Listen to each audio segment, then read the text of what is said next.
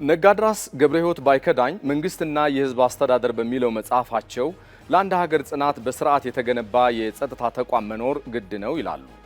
ታዋቂው የፖለቲካል ሳይንቲስት ሳሙኤል ሃቲንግተንም ስለ ሀገራት ጽናት ሲያስረዳ የዘመናዊ መንግስት ህልውና በዋናነት የሚወሰነው ይላል ከፖለቲካ ወገንተኝነት ነፃ በሆነና በበሰለ ሙያዊ ስነ ምግባር በተገነባ የጸጥታ ተቋም ስለመሆኑ ይገልጻል። በእርግጥም የዓለም አቀፍ ሀገራት ግንባታ ታሪክ እንደሚያስተምረን የአንድ መንግስት ጥንካሬ የሚለካው በሰራዊቱ ብዛት ወይንም በታጣቂዎች ቁጥር ሳይሆን ተቋማቱ ባላቸው ዲሞክራሲያዊ ቁርጠኝነትና ህዝባዊ ቅቡልነት ላይ ስለመሆኑ ያስረዳል። ለመሆኑ ኢትዮጵያ የሺህ ዘመናት የጦርነትና የሉዓላዊነት ታሪክ ያላት ሀገር ወታደራዊ መዋቅሯን ከአገዛዝ ጥበቃ አላቃ የህገ መንግስትና የህዝቡ እውነተኛ ጠባቂ እንዲሆን እንዴት ማድረግ ቻለች? ከጊዜያዊ የደህንነት ጥበቃ ወደ ዘላቂ መረጋጋት ለመሸጋገር የተጓዘችበት የሪፎርም መንገድስ ምን ይመስል ይሆን? የዚህ ታሪካዊ ለውጥስ ምሰሶች ምንድን ናቸው? ቆይታችን ለትንታኔ መርጦታልና አብራችሁን ዝለቁ።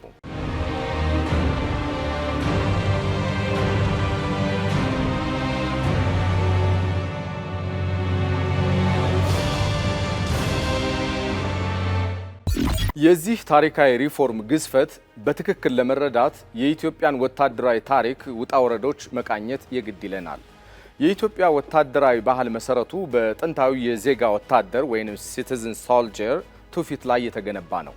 ሀገር ስትደፈር እያንዳንዱ ዜጋ ራሱን ተዋጊ አድርጎ የሚያሰልፍበት ይህ ህዝባዊ እሴት በአድዋ ጦርነት ላይ በጉልህ ታይቷል። በእርግጥም በአጼ ቴዎድሮስ የተጀመረው በአጼ ምኒልክ የዳበረውና በአጼ ኃይለ ሥላሴ ዘመነ መንግስት በሆለታና በቃኘው ሻለቃ በኩል ዓለም አቀፍ ዝናን ያተረፈው ዘመናዊ ወታደራዊ አቅማችን በቀጣዮቹ ስርዓት ግን ክፉኛ ተፈትኖ አልፏል።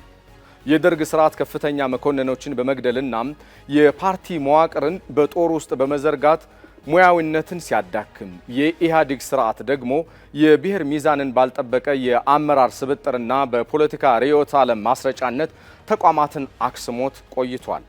ነገር ግን ከ2010 ዓ.ም ታሪካዊ የፖለቲካ ሽግግር በጠቅላይ ሚኒስትር አብይ አህመድ በሚመራው መንግስትና በመደመር ፍልስፍና ቅኝት ይህንን የቆየ የስብራት ታሪክ ሙሉ በሙሉ የቀየረ አዲስ ምዕራፍ ከፈተ። ይህ ስር ነቀል የተቋም ግንባታ ታዲያ በሶስት እጅግ ወሳኝና አስገዳጅ ምክንያቶች የተመራ ነበረ። የመጀመሪያው መዋቅራዊ ክፍተቶችን መፍታት የሚል ነው። ከ2010 ዓ.ም በፊት የነበረው የፕሮፌሽናሊዝም እጥረት፣ የአካታችነት ማነስና የፖለቲካ ወገንተኝነት በአስቸኳይ በማረም የተቋሙን ብሔራዊ ቅቡልነት መመለስ ሆነ። ሁለተኛው የደህንነትና ልማት ቁርጠኝነት ነው።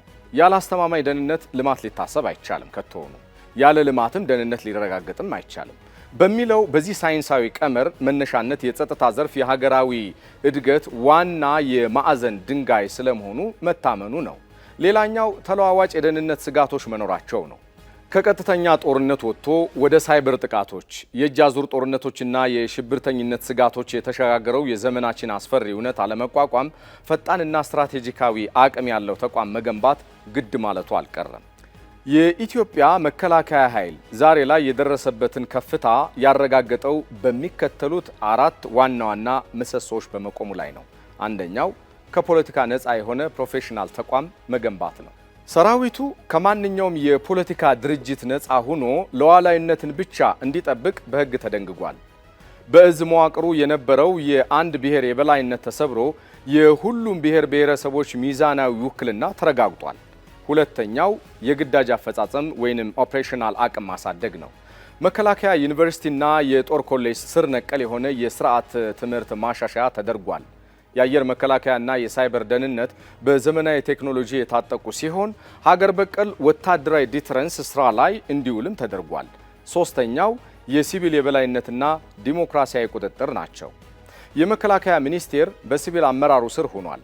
ሰራዊቱ ለሕዝብ ተወካዮች ምክር ቤትና ለሕገ መንግስቱ ቀጥተኛ ተጠያቂ በመሆን የአገዛዝ ጥበቃ ሳይሆን የዲሞክራሲ ማህበራዊ ውል አስተባባሪነቱን አረጋግጧል። አራተኛው ዘላቂ መሰረተ ልማትና የሰራዊቱ ሞራል ግንባታ የሚል ነው። እጅግ ዘመናዊ የሆነው የመከላከያ ዋና መስሪያ ቤት አጠቃላይ ሆስፒታልና የክልል እዝ ቢሮዎች ተገንብተውለታል። የሰራዊቱን ሞራል ለመጠበቅ ነፃ የጤና ሽፋን፣ ትራንስፖርትና የመኖሪያ ቤት ጥቅማ ጥቅሞችም እንደዚሁ ተሟልተዋል። ከላይ በስፋት እንዳየነው የኢትዮጵያ የድህረ 2010 ብሔራዊ መከላከያ ኃይል ሪፎርም በሀገራችን ዘመናዊ ታሪክ ውስጥ ከተመዘገቡት እጅግ ስኬታማ የተቋማት ሽግግሮች መካከል ቀዳሚውን ስፍራ ይይዛል። ይህ ሰፊ የለውጥ ጉዞ ታዲያ አሮጌውን መዋቅራዊ ንድፍ ሰብሮ በመውጣት ፕሮፌሽናልና አካታች እንደዚሁም ተጠያቂነት ያለው እውነተኛ የህዝብ ሰራዊት መፍጠር ችሏል። የሰው ሀብት ልማት በቴክኖሎጂ በዘመናዊነት ከሰራዊቱ ሞራል ግንባታ ጋር አጣምሮ የያዘው ይህ የተቋም ግንባታ ታዲያም ዛሬ ላይ የሀገራችን ሉዓላዊነት አጥር ከመቼውም ጊዜ በላይ አጽንቶታል። አሁን ላይ የኢትዮጵያ መከላከያ ሰራዊት የሀገርን ዳር ድንበር ከመጠበቅም ባለፈ የሀገራችን ዘላቂ ሰላምና የግዛት አንድነት በጽናት ለመጠበቅ የሚያስችል ሙሉ አቅም ገንብቷል።